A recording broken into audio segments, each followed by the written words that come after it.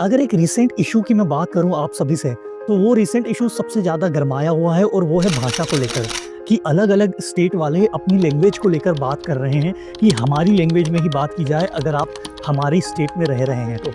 और इस इशू पे सबसे बड़ा इशू हो गया जब कर्नाटक में एक एसबीआई मैनेजर जो कि एक फीमेल एम्प्लॉई है, उन पर स्टेट की लैंग्वेज में बात करने पर फोर्स किया गया। वो स्टेट की लैंग्वेज में ही बात कर रहे हैं, अदरवाइज ना करें। और ऐसा करने के लिए उन्हें फोर्स ही नहीं किया गया, उनसे माफ़ी भी मंगवाई गई और उनका ट्रांसफ़र भी किया गया।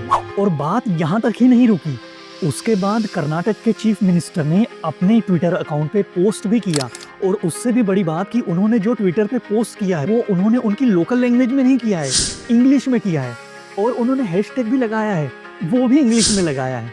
तो मैं ये कहना चाहता हूँ कि दोस्तों, अगर आपको आपकी लोकल लैंग्वेज को या आपके लोकल कल्चर को प्रमोट करना है तो उसका तरीका ये नहीं होता कि आप किसी को फोर्सली बोलो कि आपको हमारी लैंग्वेज में बात करनी है, हमारे कल्चर को अपनाना है। ऐसे में लोग और ज़्यादा आपकी लैंग्वेज से दूर होंगे।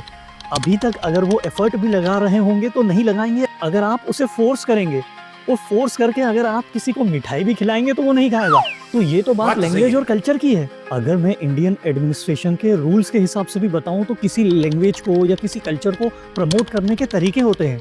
और ये तो हम भी जानते हैं कि हमें किसी लैंग्वेज को या कल्चर को प्रमोट करना है तो उसे हमें दूसरों को उनकी लैंग्वेज में बताना पड़ेगा कि हमारी लैंग्वेज कितनी खूबसूरत है। उनको उनकी लैंग्वेज में ट्रांसलेट करके बताना पड़ेगा, तब जाके वो हमारी लैंग्वेज को, हमारे कल्चर को पसंद करेंगे और वो खुद चाहेंगे कि हमारी लैंग्वेज सीखें, हमारे कल्चर को सीखें।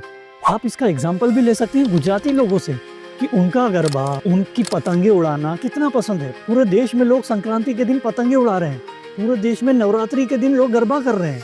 क्यों? क्योंकि वो अपने कल्चर को, अपनी लैंग्वेज को लोगों के साथ प्यार से बांटते हैं, लोगों को अपनाते हैं, चाहे वो किसी भी लैंग्वेज के हो, चाहे वो किसी भी जगह के हों।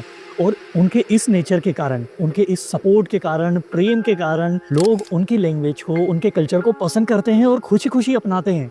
इवन हम नॉर्मली बात कर देते हैं कि केम छो, मजा मच हो। और अगर मैं बात करूँ लोगों की जो ट्विटर पर कमेंट में उन वीडियोस पे लड़ाई कर रहे हैं कि हाँ हमारी लैंग्वेज अच्छी है, हमारी मराठी अच्छी है, हमारी कन्नड़ा अच्छी है, हमारी तेलुगु अच्छी है, तो मैं उन लोगों को कहना चाहता हूँ, मेरे भाइयों बहनों, हमें पहले धर्म के आधार पर तो बांट ही दिया गया था, फिर उसके बाद जाति के आधार पर इन्होंने बांटा और अब बारी है लैंग्वेज की।